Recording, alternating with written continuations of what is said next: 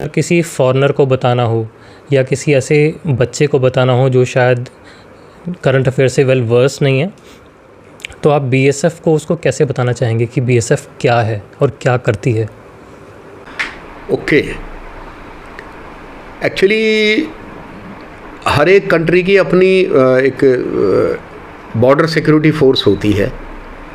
उसी तरीके से इंडिया की भी एक बॉर्डर सिक्योरिटी फोर्स नहीं, क्योंकि हमारे बॉर्डर थोड़े वास्ट हैं। तो 1965 में जब वॉर हुआ था तो जो पाकिस्तान बॉर्डर, चाहे वो ईस्टर्न और अर्स्टवाइल ईस्टर्न पाकिस्तान था या अभी का मौजूदा पाकिस्तान है, उसके साथ में वो जो स्टेट पुलिस, आर्म्ड पुलिस थी, वो उसको मैन करती थी बॉर्डर को। जब 1965 का वॉर हुआ और वो इंग्रेस कर गए पाकिस्तान में, काफ़ी वहाँ से उनको इनिशियली इंग्रेस किया, फिर पाकिस्तान इंडिया ने काफ़ी अपना टेक ओवर किया। तो तब गवर्नमेंट ने सोचा कि एक बॉर्डर सिक्योरिटी फोर्स होनी चाहिए, और उन्होंने फिर इस तरीके से दिसंबर 1965 को बॉर्डर सिक्योरिटी फोर्स एग्जिस्टेंस में आई।